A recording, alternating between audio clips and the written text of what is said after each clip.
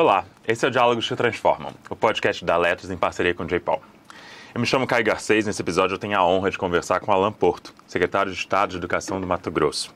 Secretário Alan, seja muito bem-vindo, é uma honra estar aqui contigo hoje.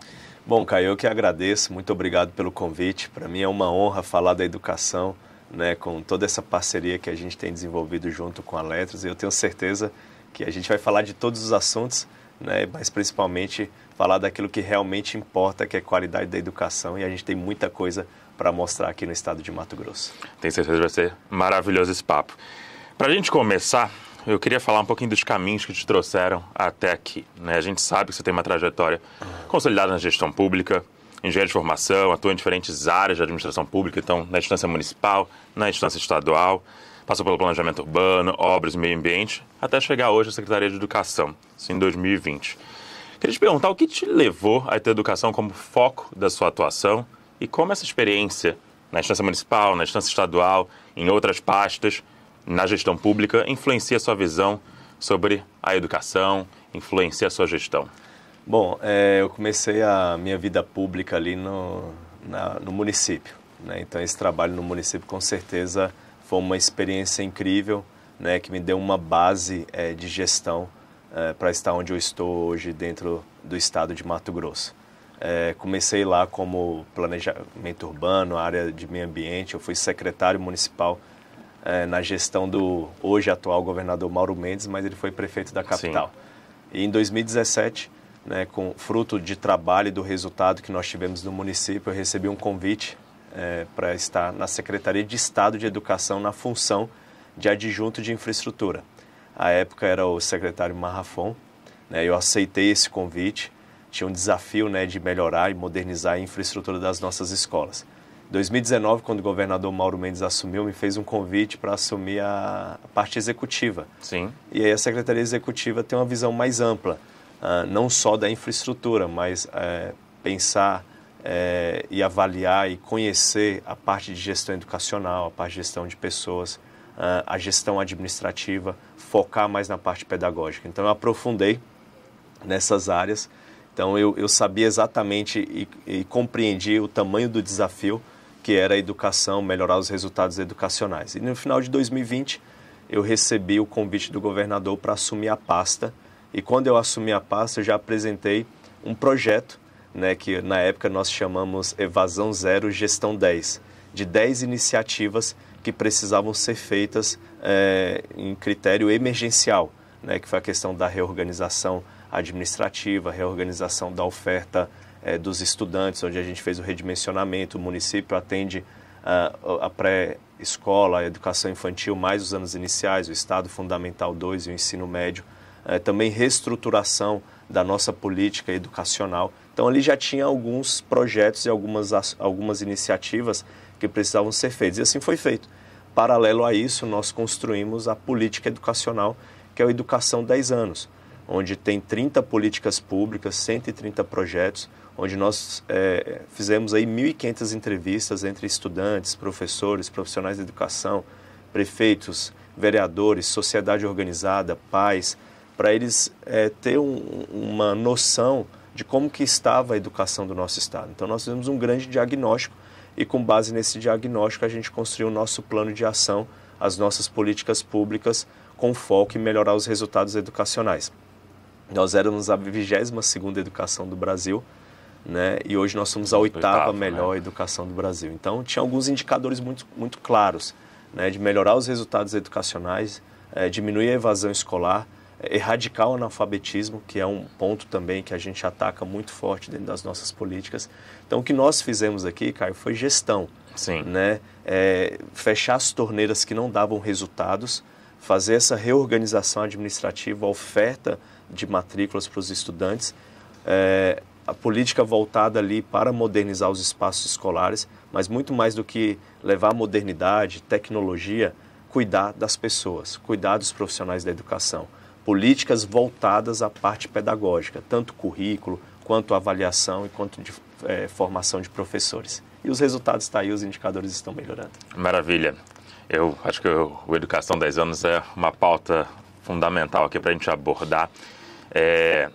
Dei uma estudada, obviamente, no plano da Educação 10 anos, tem vários pilares interessantíssimos.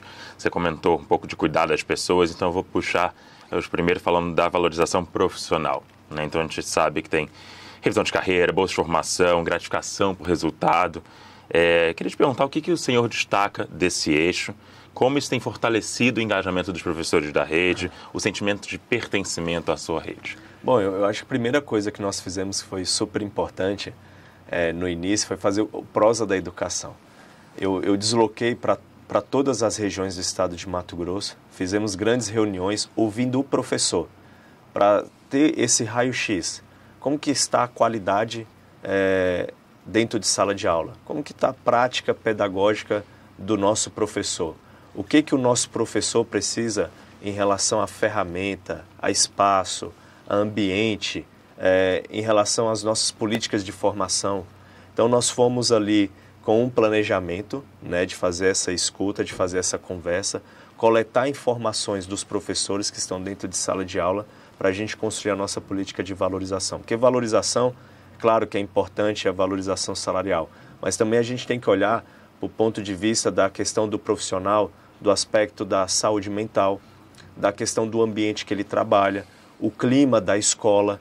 Então, dentro da nossa política do Educação 10 anos, a gente chama da política de valorização profissional, mas ligado à questão do bem-estar do profissional. Então, nós temos política de saúde e segurança, nós temos a cultura de paz, nós temos as nossas equipes psicossocial, nós trabalhamos na formação continuada do professor para ele melhorar a prática pedagógica dele dentro de sala de aula, correções ao longo dos anos de pagamento de terço de férias, criamos a gratificação por resultado, né? O professor hoje, a gente trabalha com alguns parâmetros por desempenho na questão de diminuição da evasão escolar, na questão da formação continuada do professor, na questão de meta por escolas de aprendizagem, na questão do absenteísmo, que também é uma questão super importante. Então, a gente pegou todos os pontos de valorização profissional, colocamos dentro dessa política e hoje nós temos um professor mais bem valorizado, né? Só para você ter uma ideia, hoje o teto que paga para um professor de 40 horas é em torno de 4.300 e pouco. Professor da rede estadual de Mato Grosso, 40 horas, ele ganha mais de 7.300 reais. Fizemos agora o concurso público para 1.500 vagas para professores. Então, o estado de Mato Grosso, ele tem caminhado no sentido de valorizar o professor, tanto salário, mas também ambiente, ferramentas adequadas, processo de avaliação adequada, para que a gente tenha um profissional completo dentro de sala de aula. Então, a gente tem avançado bastante. Claro que tem muitos pontos ainda que a gente precisa ajustar, mas eu considero hoje que a gente tem um nível satisfatório do ponto de vista de valorização dos professores e dos profissionais da educação. O que é bacana de te ouvir, secretária, não só acho que o programa Educação 10 anos, quando eu estava lendo, né, então, todos os princípios e pilares, que a gente enxergar de uma maneira completa a educação, e também quando a gente entra no eixo dos professores, da valorização profissional, quando você menciona a saúde mental, quando você menciona o espaço de forma tão integrada e completa, e não só numa visão muitas vezes reducionista de gratificação, enfim, você olha o pacote completo. Eu acho que isso chama muita atenção no programa quando eu estava lendo. E eu acho que também indo um pouco na linha de entender que a educação é um processo complexo, né, e que envolve diferentes dimensões. Uma coisa que também me chamou muita atenção, e a gente tem feito bastante conversas, é um pouco do regime de colaboração com os municípios, porque eu acho que também é uma maneira interessante a gente encarar justamente que tem muitos entes envolvidos, né? Então, quando a gente está falando dos municípios, a gente está falando também de apoiar no transporte escolar, de apoiar em diferentes medidas. Sim. E eu queria te pedir justamente para contar um pouquinho mais sobre isso. A gente sabe que a SEDUC tem fortalecido o regime de colaboração e também tem um foco muito grande na alfabetização na primeira infância. Então, te perguntar como tem sido a atuação da sua pasta junto às redes municipais, o que você tem para destacar com relação a isso? Bom, importante, antes da gente falar do regime de colaboração, a gente citar o tamanho que é a educação do Estado, né? Super. O Estado é um Estado com mais de 904 mil quilômetros quadrados, é um Estado de uma extensão territorial muito grande, mas de pouco adensamento. A gente tem quase 3.700.000 habitantes num espaço territorial enorme. Temos 626 escolas, atendemos 320 mil estudantes e 40 mil profissionais da educação, e com várias modalidades educacionais. Sim. 70 escola indígena, escolas do campo, escola quilombolas, regular, escola quilombola, escola vocacionada ao esporte, escola vocacionada a artes. E é importante a gente mencionar que a gente tinha muita dificuldade de algumas regiões, por conta da densidade, por conta do tamanho territorial do estado, principalmente nas escolas indígenas, escolas quilombolas e escola do campo. E para valorizar esses profissionais que estão lá e tornar mais atrativo, a gente criou as bolsas, né? Bolsa mentoria, bolsa formação, bolsa interiorização, porque a gente sabe que dá dificuldade de contratar professores nessas regiões. Então, muitas das vezes os professores têm que sair das áreas urbanas e deslocar. E isso ficava inviável do ponto de vista de deslocamento, custos de deslocamento, o tempo que aquele professor precisava fazer. Tem casos de professores que têm que ficar a semana inteira na escola. Então nós criamos essas bolsas, que aí foi um divisor de águas, onde permitiu uma ajuda financeira para aquele profissional, para que ele tivesse condições de custear despesas de deslocamento, despesas de estadia. Então isso também foi importante do ponto de vista de valorização profissional. Quando eu mencionei a questão de ferramenta, hoje todos os nossos professores teve acesso a um computador. O computador já é uma ferramenta de trabalho. Sim. Então, eu me lembro que a gente depositou na conta do professor pouco mais de R$6.000 para que ele pudesse comprar o computador com aqueles requisitos mínimos. Então, teve professor que comprou um computador muito melhor, né, com aquele recurso, complementou um pouco. Então, são detalhes, coisas que não aconteciam anteriormente, que permitiu que os professores se sentissem parte desse processo. Então, eu falo que a questão do pertencimento, a questão da identidade, a questão da comunidade escolar, ele perpassa por essas valorizações, perpassa pela melhoria dos ambientes e pelo clima da escola. Então, com certeza, um profissional motivado, um clima dentro da escola adequado, de acolhimento, com certeza ele vai trabalhar num ambiente melhor e, consequentemente, o nosso estudante vai aprender. Então, só para fechar essa questão da valorização profissional. Sim. E a questão da gratificação de resultado, que eu não mencionei. Hoje, um professor nosso, qualquer profissional da educação, técnico, apoio, quem está na limpeza, quem está cozinhando, quem está mexendo na parte administrativa, tem a chance do 14º e o 15º salário. Que isso aí, somado, a gente chega num bônus de mais de R$10.000 ao final do ano. Então, são valorizações financeiras que é fundamental também para o profissional da educação. E só para esclarecer, a gratificação ela é atrelada a resultado, mas de que resultado a gente está falando? Ela é atrelada ao resultado em cima de 4 parâmetros. Sim. Meta de aprendizagem, formação continuada, o professor tem que realizar 184 horas de formação durante o ano. Evasão escolar, tem lá um indicador de diminuição de evasão escolar e tem a parte da aprendizagem e a questão do absenteísmo. Então, são 4 parâmetros. É um banco de pontos que chega a 1.000 pontos. Então, aquele professor que ao longo do ano letivo alcança 1.000 pontos, ele tem um 14º e um 15º salário. Não alcançou 1.000 pontos, alcancei 700, ele ganha proporcional. Alcançou 200 pontos, ele ganha proporcional. No final, todos os profissionais, tanto apoio técnico e professor, têm um tipo de gratificação de acordo com o seu esforço e com sua dedicação e o resultado que foi apresentado. A vida é assim, né? Dentro da nossa casa a gente cobra resultado dos nossos filhos, né? Quem é da iniciativa privada trabalha com resultados e da iniciativa pública a gente implementou essa gratificação por resultado de acordo com o desempenho de cada profissional, que isso é uma forma de incentivar. Eu falo que é o jogo do bem, a competição do bem. Todo ser humano ele tem um espírito competitivo, ele quer bons resultados. E nada mais justo de a gente atrelar esses bons resultados, chegar ao final do ano, gratificar ele e de forma financeira. Então isso é muito legal, deu muito certo na nossa rede estadual. Hoje eu vejo os professores comentando, estou trabalhando para ter uma boa gratificação. Isso é bacana, porque no final das contas, quem vai ser beneficiado com todo esse esforço é o nosso estudante. Com certeza. Então, ele é o protagonista e as nossas políticas são centradas ali em cima da qualidade desse estudante. E falando um pouco do regime de colaboração, eu me lembro, Caio, que o regime de colaboração no Estado era resumir a transporte escolar, de repassar recursos. Sim. Como se isso fosse uma política adequada. Então, o que nós fizemos? Pegamos todas as iniciativas que a gente tem com as nossas escolas e replicamos para o município. Quando a gente passou os alunos da rede dos anos iniciais para a rede municipal, a gente não foi só passar o aluno. A gente também garantiu para a rede municipal formação desse profissional, material didático adequado, garantimos também recursos para que os municípios tivesse condição de reformar suas escolas, reconstruir. Garantimos também as políticas de tecnologia, né? O mesmo computador, o mesmo incentivo que nós demos para os professores da rede estadual, nós também entregamos para a rede municipal. Os nossos estudantes hoje que têm acesso a Chromebook, plataformas, nós também entregamos para a rede municipal, né? Plataforma educacional, Chromebooks, tecnologia dentro do ambiente da sala de aula.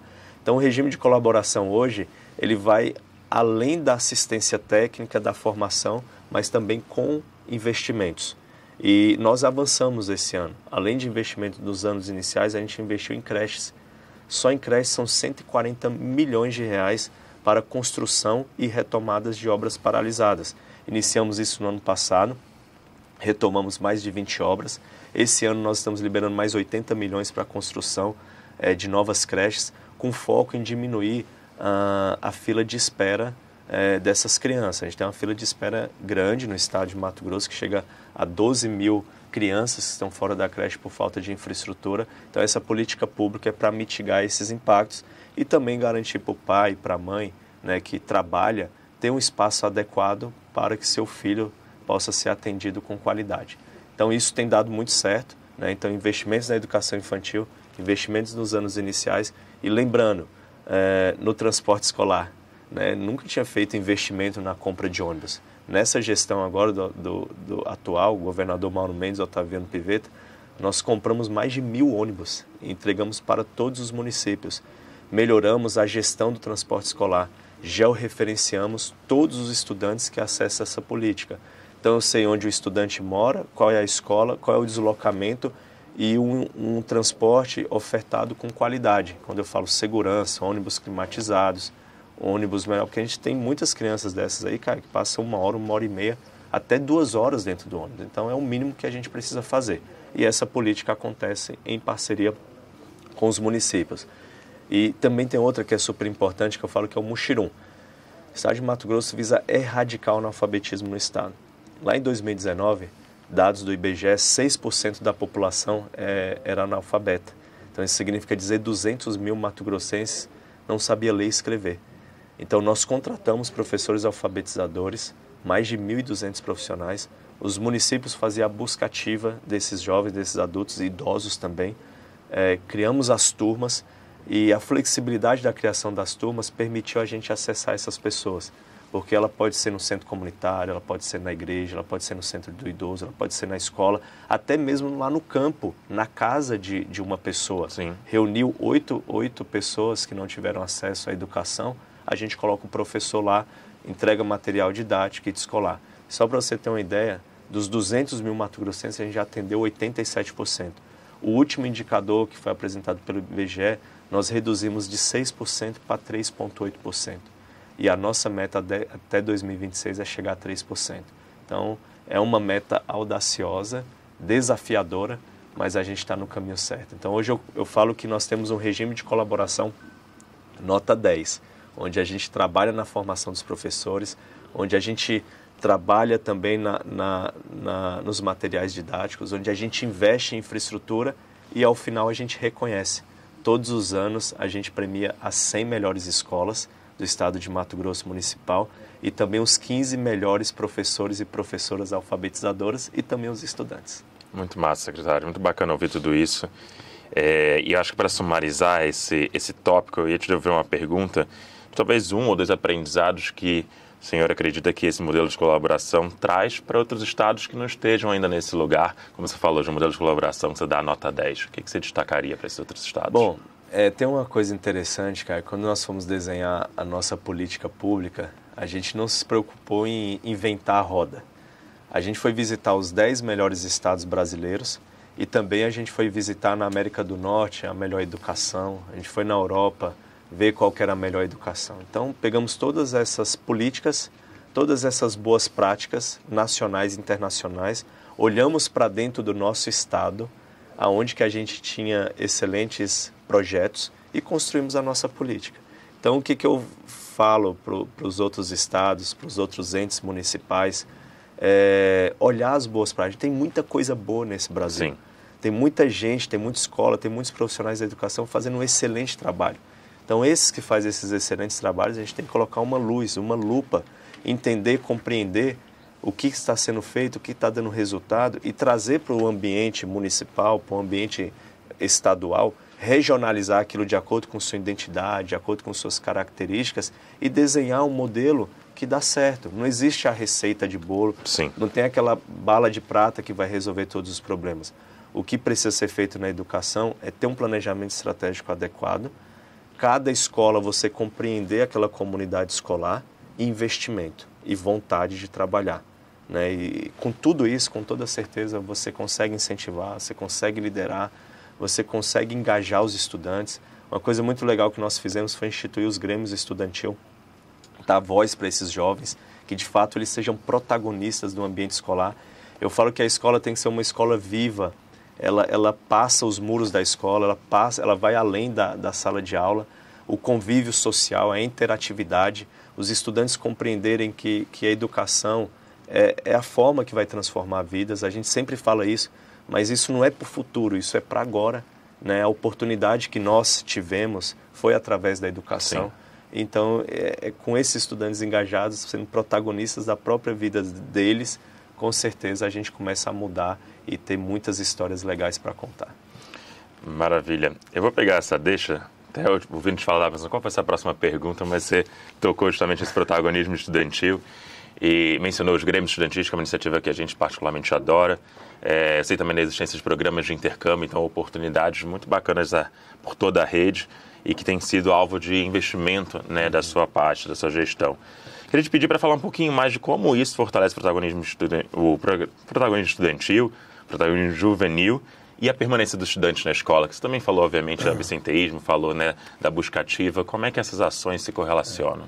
Bom, a política pública ela tem que conversar com o principal cliente nosso. Quem vai ser beneficiado com isso? O estudante. O estudante ele tem que fazer parte disso. Né? Então, quando eu vou discutir uma plataforma, por exemplo, a Letros, que é uma plataforma de produção textual, é uma ferramenta complementar que vai aperfeiçoar, aprimorar o ensino em língua portuguesa, fazer com que o estudante tenha a oportunidade de produzir uma redação com mais qualidade, enfim, e outras plataformas que a gente tem de matemática, outras políticas. Nós temos que engajar o estudante, que é ele que vai receber todos esses investimentos, é ele que vai compreender todo esse processo. Então, nós decidimos criar os grêmios estudantil. Dentro do grêmio estudantil, a gente procurou formar líderes. A gente faz os encontros estudantis todos os anos, a gente faz formações, palestras, traz exemplos de dentro da nossa rede de jovens empreendedores, de jovens que se destacaram através da educação pública, jovens que ingressaram em universidades, para eles trazerem o ponto de vista deles, testemunhar tudo que eles vivenciaram. A educação 10 anos hoje, se você conversar com qualquer grêmio estudantil, ele vai saber os pilares estratégicos dessa política, o objetivo de colocar a educação entre as melhores do Brasil, as políticas de investimento na infraestrutura, de valorização profissional, de políticas pedagógicas. Então, ao longo do tempo, a gente foi capacitando esses jovens e preparando eles para que eles realmente sejam protagonistas dentro da escola. Então, hoje eu chego dentro de uma escola, tem o pessoal do Grêmio me recebendo e o Grêmio que conduz aquela visita vai mostrar as escolas, vai mostrar os resultados educacionais, vai apresentar a unidade escolar. Então, é isso que nós queremos, né? Jovens que façam a crítica, que comuniquem acima de tudo, que entendam exatamente o que a educação vai proporcionar para a vida deles, que não é só agora, mas pensando no futuro, as oportunidades profissionais que isso pode gerar, a oportunidade de conhecimento, a oportunidade de amizades, de convívio social e de crescimento dentro daquela comunidade. Então, hoje nós temos uma comunidade estudantil muito fortalecida nessa direção. E aí você pode me perguntar, mas Alan, você tem escola espalhada no estado inteiro, indígena. Agora nós acabamos de inaugurar uma escola Enauê, do povo indígena, que fica no meio da floresta amazônica, uma escola que atende mais de 600 estudantes. Implementamos o Grêmio Estudantil e eles estão fazendo várias iniciativas super legais, estão utilizando aquela infraestrutura para atender. E esses dias eles me mandaram um vídeo, eles fizeram um cinema noturno, né, trabalhando artes, trabalhando teatro, levaram o cinema para dentro da comunidade indígena, botaram um telão, né, que essas escolas têm essas tecnologias, e envolveram toda a comunidade. Então você percebe que dar voz para os jovens é uma excelente estratégia, né? Dar voz ali com preparação, com desenvolvimento, com capacitação, e a gente consegue avançar mais forte nas políticas. O SAEB agora, o maior engajamento que nós tivemos na participação, nos simulados, na estratégia pedagógica que a gente construiu nos 90 dias, foi através dos nossos grêmios. Premiamos eles na comunicação que eles fizeram, nos vídeos que eles produziram, nos simulados que eles criaram, Mira na Meta, que a gente fazia atividades aos finais de semana. Então tem muita coisa legal. E isso só foi possível fazer porque os estudantes compreenderam que isso é importante e eles abraçaram o projeto. Acho que é muito bacana de te ouvir, né? É como a secretaria tem conseguido envolver todas as partes no processo, né? Acho que muitas vezes a gente vê, né, quase que os estudantes um pouco apartados, mas quando você fala que o Grêmio conhece o plano, sabe quais são os objetivos e compartilha desses objetivos, você tem um sistema inteiro rumando a uma mesma direção. Eu acho que isso é muito poderoso. E, Caio, você tocou no assunto aí de envolver todas as camadas. E aí tem um ponto, que é um detalhe, Sim. tão pequeno, mas que fez uma diferença enorme. A gente envolveu os professores, todos os profissionais, envolveu os estudantes. Mas esse processo, para dar certo, precisa envolver as famílias. Com certeza. Aí o que eu fiz? Escrevi uma carta para todos os pais, explicando a importância dessa avaliação do SAEB, explicando a importância de realização dessa prova, explicando a importância do filho estudar e para que ele seja bem avaliado e o que isso pode gerar para a educação do nosso estado. Fiz uma carta simples, para todos os pais. Você precisa de ver a felicidade do pai recebendo assim, ó, não, meu filho vai fazer uma avaliação super importante, é importante que eu participe, é importante que eu cobre, que no dia da prova, né, que ele estude. Então a gente envolve todas as camadas, como você mencionou, e eu tenho certeza que a nossa meta esse ano é chegar entre as 5 melhores educações. Todo o trabalho que nós fizemos, o envolvimento de tanta gente, a gente vai conseguir alcançar esses resultados aí. Com certeza. Isso é muito poderoso que o senhor comentou, né? Porque já existe uma série de evidências da correlação entre o resultado, né, da aprendizagem dos estudantes com o papel da família também. E, de fato, é um papel compartilhado e muitas vezes eles ficam muito apartados. Então, Exatamente. É interessante como o senhor foi capaz de trazê-los.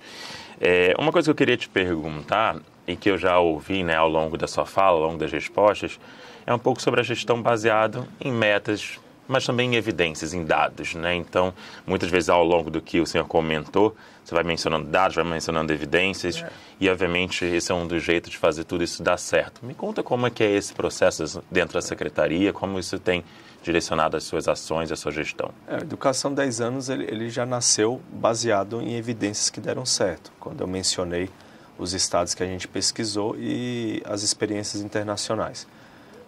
Quando a gente definiu as 30 políticas públicas, a gente definiu um indicador para cada política. Então, a nossa gestão ela é baseada em evidências para a aprendizagem. Essas evidências elas têm que ser transformadas em iniciativas e projetos que vai melhorar a aprendizagem do estudante. Então, dentro dessa política pública, a gente criou o Avalia Mato Grosso. Dentro do Avalia Mato Grosso, além de a gente acompanhar e monitorar todas as políticas públicas, vou citar um exemplo, nós temos o Sistema Estruturado de Ensino. Ali eu tenho 5 componentes dessa política: material didático, formação de professor, assessoria técnica para as DREs. Todos os anos a gente entrega material didático em janeiro, que as aulas começam em fevereiro. Então eu tenho um indicador de entrega de material, eu tenho um indicador de formação, eu tenho um indicador das minhas avaliações, eu tenho indicador da infraestrutura, eu tenho indicador de tecnologia, eu tenho indicador para medir a velocidade da internet. Então, para cada política pública, eu tenho um indicador. E esses dados, eles são super importantes para que permita tanto o gestor da pasta, quanto os adjuntos, superintendentes, diretores regionais, possam atuar, possam intervir. E aí, agora falando da parte pedagógica, da parte de aprendizagem, que é o que realmente importa para nós, dentro do Avalia a gente tem avaliação diagnóstica, avaliação formativa e avaliação somativa. Eu não vou enxergar o problema do meu aluno só no final do ano, quando ele mudou de ano, né? Quando chegou o final do ano, ele já reprovou, ele já não aprendeu. Então, a cada bimestre a gente faz a avaliação formativa. Com base nesses resultados parciais, eu faço a formação em serviço do meu professor para ele melhorar a prática pedagógica dentro de sala de aula e vou garantir que aqueles objetos de conhecimento que ele aprendeu no primeiro ano e que não consolidou, eu possa recuperar no segundo bimestre, com políticas de recomposição da aprendizagem, entregando para cada professor. Imagina um professor com 20 turmas, ele fazer aquilo ali tudo na mão, ter todos os resultados. Não, hoje a gente tem a plataforma Plural, que o professor que loga lá aparece todas as turmas dele, o João, a Maria, qual o resultado que ele teve das avaliações formativas, quais são as habilidades que ele não compreendeu, quais são os objetos de conhecimento que a gente precisa fortalecer. Então, o professor tem um raio-x de cada estudante, o que ele aprendeu, o que ele não aprendeu. E aí a gente consegue ser mais assertivo. Eu falo que isso é um ensino não só preocupado na aprendizagem, mas de forma levar equidade. Né? A gente quer trazer tanto o estudante do 5º aninho que está lá, do 3º ano do ensino médio, que todos eles tenham uma progressão, uma melhora da aprendizagem de forma uniforme. Porque tem regiões que só se preocupam com as terminalidades. Não, eu estou preocupado com o estudante do 5º ano, do 6º ano, do 8º ano, se realmente ele compreendeu aquilo de acordo com a série dele. Então eu falo que isso é um diferencial no estado de Mato Grosso. Acredito que não tem outros estados que faz a mensuração desse nível de detalhe, sim, né, de entender os 320 mil estudantes, o que cada um está aprendendo e aplicar ali a política adequada, a intervenção correta, formar o professor, ver o que ele precisa melhorar. Então isso é um diferencial e aí a gente caminha para aquilo que é mais inovador, que os países de primeiro mundo já fazem, é a personalização. É compreender que cada estudante aprende de um formato, mas que ele aprende. Né? E aí trabalhar os conteúdos que ele melhor teve desempenho e aqueles conteúdos que ele não aprendeu. Mas eu só consigo fazer isso com evidências, com Sim. dados, com capacidade de intervenção, com ferramenta, com sistema. Então a gente passou por essa mudança cultural. Hoje você chega dentro de uma escola, o professor já tem acesso à plataforma Plural, ele já consegue acessar todos os resultados dos seus estudantes e ele já tem uma política de formação adequada de acordo com o nível de sala de aula, de acordo com a aprendizagem de cada estudante.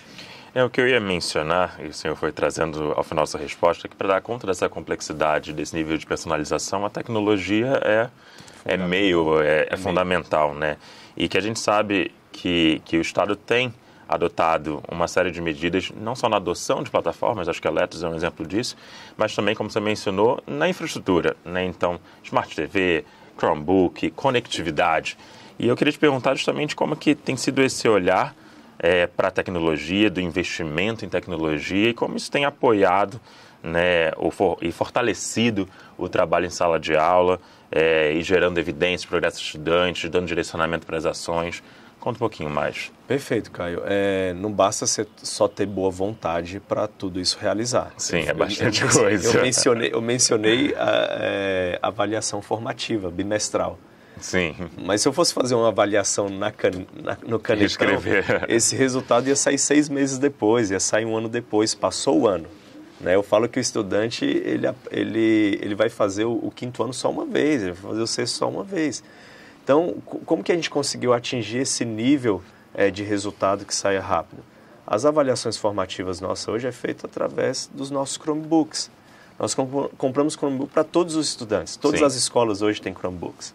Todas as escolas têm acesso à internet, um link com alta velocidade, onde permite passar vídeos, executar as plataformas, executar as avaliações. Então, as avaliações formativas hoje, em 72 horas eu tenho um resultado. Então, um professor de todas as turmas dele, um trabalho que ele fazia manual, que demorava dias, meses para trazer o resultado, ele tem em 72 horas. E não só o resultado da nota, mas aparece todas as habilidades que não foram compreendidas pelo estudante. Aonde que ele não aprendeu? Então ele dá um plano, um roteiro diagnóstico para o professor, onde permite atuar de forma mais assertiva no ensino do estudante. Isso só foi possível porque o governo do estado de Mato Grosso fez investimentos fortes na tecnologia, levando a internet para todas as escolas, levando Chromebook, levando Smart TVs, melhorando a infraestrutura dos nossos laboratórios e com certeza chegando a esse nível de dados que é super importante para a gente intervir pedagogicamente. E olhando para o futuro, secretário, nesse âmbito, né, de tecnologia, de uso de dados, quais são os próximos passos da pasta para impulsionar ainda mais os resultados educacionais? Bom, nós vamos fazer grandes investimentos agora. Nós vamos melhorar. Como aumenta o fluxo de dados, eu tenho que ter uma infraestrutura que permita passar aquela quantidade de dados. Nós temos a inteligência artificial, que vem entrando no apoio dos profissionais da educação, no apoio dos professores, né? Definindo também políticas de intervenção, políticas de personalização. A gente está falando com estudante do século XXI, estudante tecnológico. Então, nós vamos fazer investimentos agora na infraestrutura da nossa rede para aumentar a nossa capacidade de conectividade. Estamos trabalhando num Data Lake, que é um banco de dados, com todas essas informações de avaliação, que lá na frente a gente quer pegar o João, a Maria e falar assim, o que o João mais gosta de aprender? Impulsionar os conteúdos do que o João mais gosta. Ele gosta de matemática. Então, a gente vai entregar para o João conteúdos para aperfeiçoar, aprimorar, acelerar o conhecimento dele. O que o João não gosta de aprender?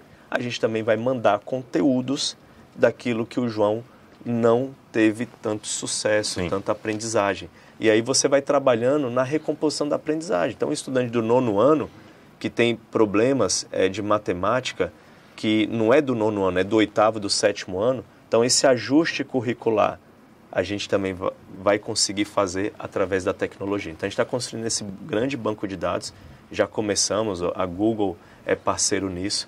Então, lá na frente, nós vamos ter uma tecnologia mais aprimorada e que vai permitir os estudantes acessar conteúdos de forma mais simples, de forma mais rápida e conteúdos que fazem sentido. Faz sentido para o João, faz sentido para a Maria, faz sentido para o professor.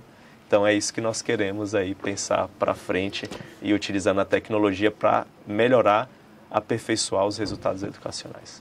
É fundamental ter esse olhar de estrutura, né? Porque não só na adequação de conteúdo, mas também a gente pode começar a ter a potência de adequar o formato, né? Então, o formato que eles são instruídos, então... Isso, cara. E é claro que para eu garantir esse sucesso, eu também tenho uma política de formação de habilidades digitais do meu professor. Sim.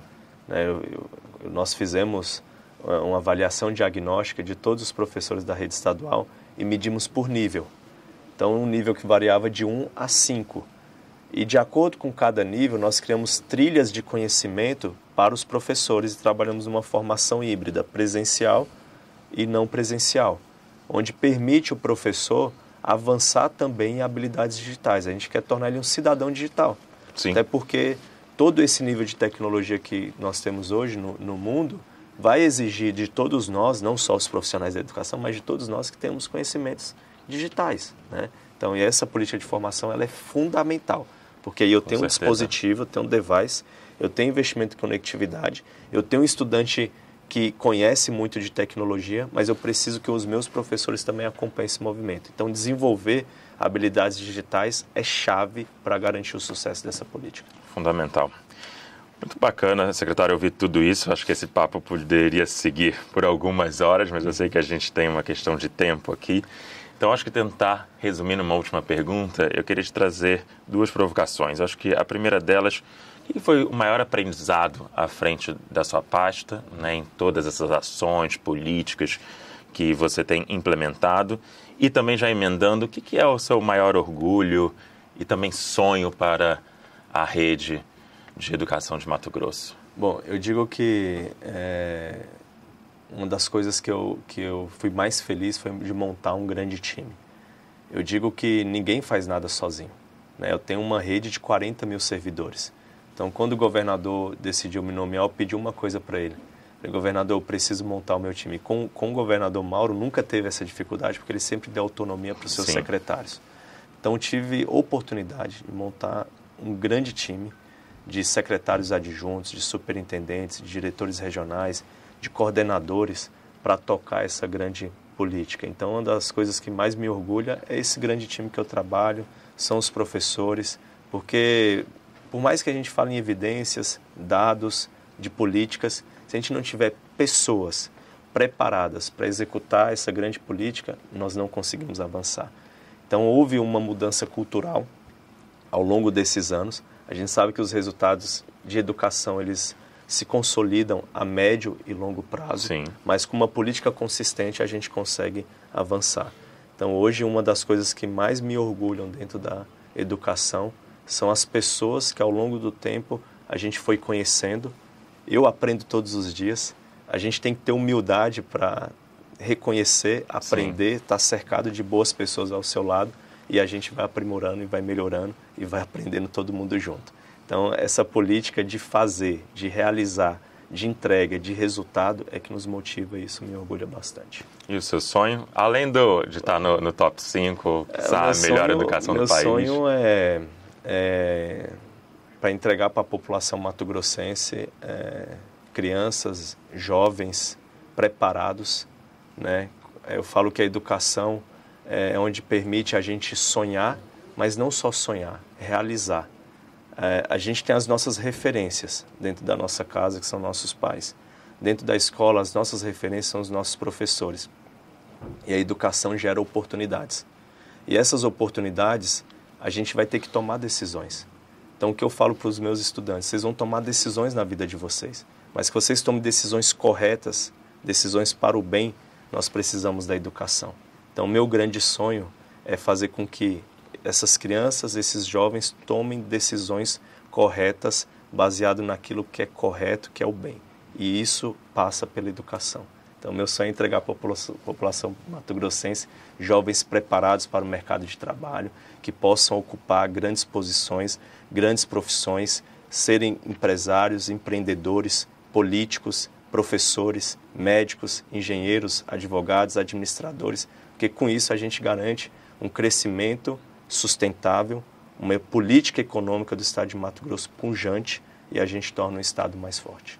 Maravilhoso. Compartilho do mesmo sonho, secretário. Queria agradecer tudo que você dividiu, tudo que você compartilhou. Tenho certeza que será de muita valia para quem está nos escutando, nos assistindo hoje. Muito obrigado. Obrigado. Eu que agradeço. Valeu, Caio. Perfeito. Gostaria de agradecer a presença do secretário Alan Porto, secretário de Estado de Educação de Mato Grosso, e, claro, agradecer também a sua companhia nessa conversa sobre inovação, tecnologia, educação e política pública. Este é o Diálogos que Transformam, o podcast da Letras. A Letras é um programa de escrita e leitura para a rede de ensino que combina tecnologia educacional e evidências para apoiar a aprendizagem dos estudantes.